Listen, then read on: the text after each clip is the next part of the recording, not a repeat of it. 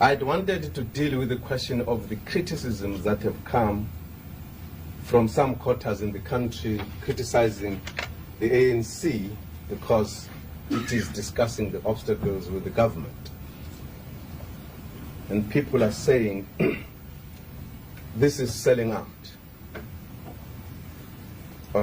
And some people are saying the ANC did not consult us.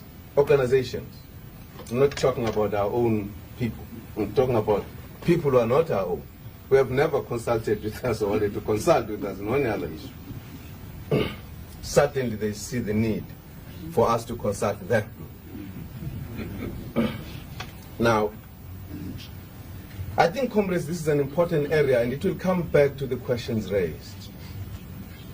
An important area to look at, because at times people, and I've known of no liberation movement that has went into any discussions willingly. It is always regarded as some sellout of some kind. That's a general thing, and it's natural, and you can't blame anyone. I've had an occasion, I'm not among those who left early 60s, I'm among those who left mid-70s. I didn't see many liberation movements in Africa, but at least I saw the Zimbabweans. And I had an occasion to look at them when they were going to Lancaster House. I was with them in Mozambique. They were literally taken and bundled into the plane to negotiate and to come out with a solution, whether they like it or not.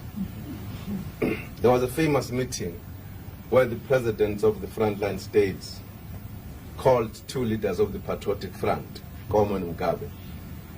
Somewhere outside Africa, there was a meeting of the non-aligned movement. And they called them and they said,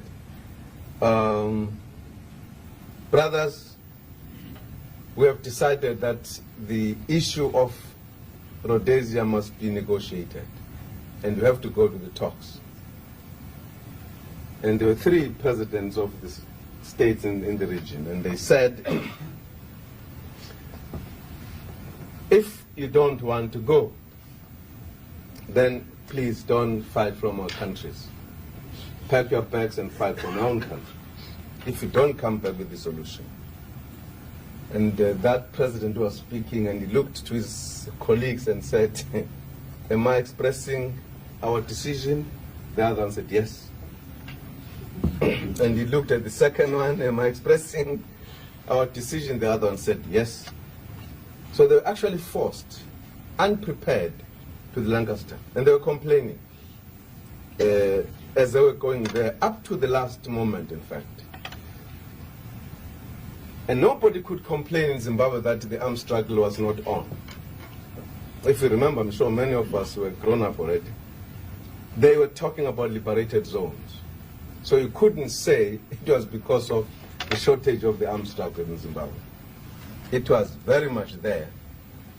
And they were feeling they're about to take power. But they came across a moment where they had to negotiate. In fact, if you think seriously, hardly any struggle that has ended up with someone standing with his AK-47 on top of his former oppressor and saying, now defeated you. Many of them have ended up at the end of the day because of specific conditions that people had to come together and talk. Angola and Mozambique, the popular ones, they ended so because of the conditions in Portugal. So at some point in the struggle, this moment comes.